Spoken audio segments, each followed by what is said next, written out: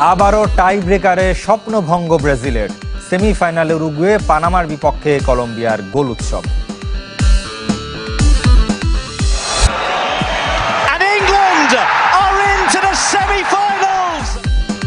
শততম ম্যাচ রাঙিয়ে রাখলেন গ্যারেথ সাউথগেট। ইউরোর সেমিফাইনালে ইংল্যান্ড তুর্কিকে হারিয়ে সঙ্গী নেদারল্যান্ডস।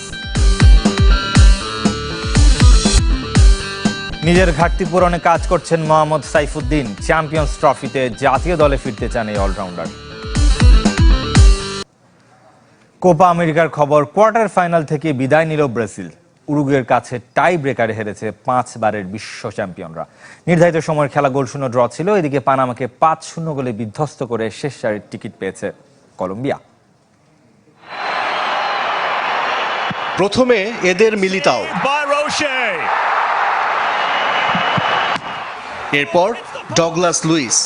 স্নায়ুর চাপ ধরে রাখতে পারেননি দুই ব্রাজিলিয়ান। হিমেনেজের শট রুখে দিয়ে আশার আলো দেখিয়েছিলেন অ্যালিসন বেকার।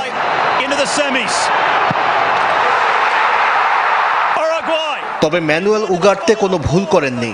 2011 সালের পর আবারও উরুগুয়েকে কোপা আমেরিকার সেমিফাইনালে তোলেন এই মিডফিল্ডার। আর ধুঁকতে থাকা ব্রাজিল বিশ্বকাপের মতোই কোয়ার্টার ফাইনাল থেকে ছিটকে গেল। ম্যাচের যতটুকু রোমাঞ্চ ছিল পুরোটাই পেনাল্টি শুটআউটে। লাস ভেগাসের রঙিন শহরে বর্ণহীন ফুটবল খেলে দুদল। বল দখলে ব্রাজিল এগিয়ে থাকলেও খুব বেশি গোলের সুযোগ তৈরি করতে পারেনি। উরুগুয়েও পারেনি সেলেসাউদের রক্ষণের দেয়াল ভাঙতে। 35 মিনিটে সুযোগ পেয়েছিলেন দারউইন নুনেস। দারুণ এক ক্রস থেকে হেডারে বল জালে জড়াতে পারেননি লিভারপুল ফরওয়ার্ড।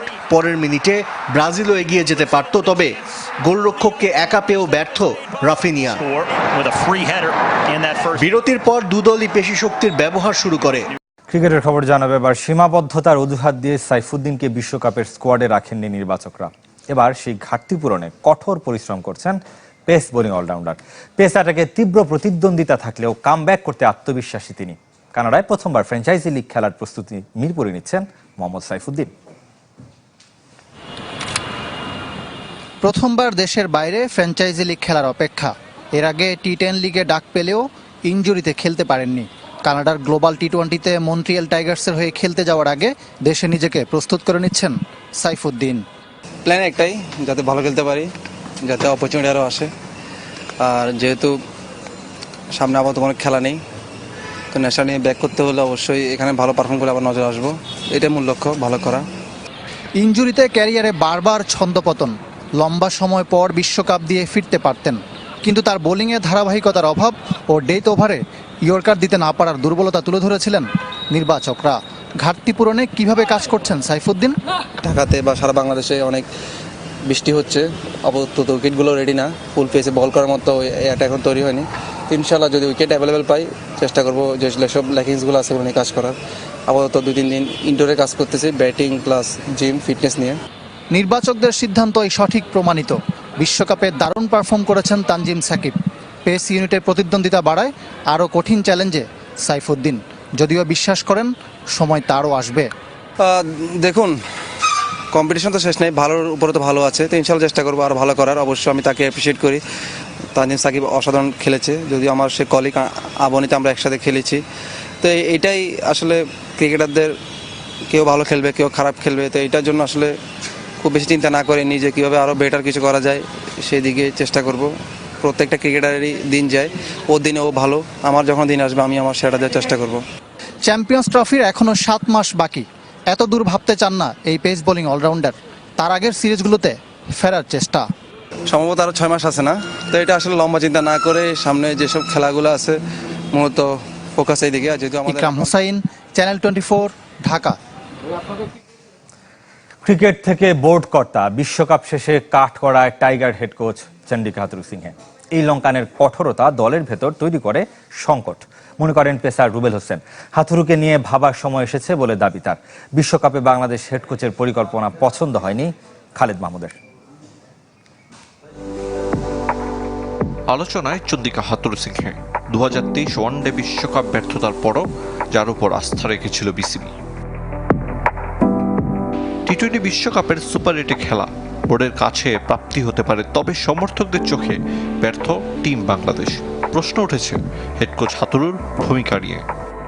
লাস্ট ওয়ার্ল্ড কাপের যে পারফরমেন্স, ঠিক আছে, ওনার যে গেম প্ল্যানিং ছিল, আমি পার্সোনালি এটা নিয়ে হ্যাপি না। ঠিক আছে, যে কারণে আমি আমি আমি করবো যে বিসিবির উচিত তাকে নিয়ে চিন্তা করা। ডোমিনেটিং ক্যারেক্টার আমার কাছে একদমই ভালো লাগে না, এবং আমার মনে হয় সেটার প্রতিফলন হচ্ছে বারবারই। আমরা এই জন্য T20 50 ওয়ার্ল্ড কাপ ইন্ডিয়াতে যেটা খেললাম সেটাও ভালো করি নাই, শুধুমাত্র একমাত্র আধিপত্য করার জন্য, এবং আমার মনে হয় T20 আমরা ভালো করি নাই। কঠোর কোচ হাতুরু সিংহে, যা কারো চোখে ইতিবাচক আবার কারো মতে তৈরি করে সংকট।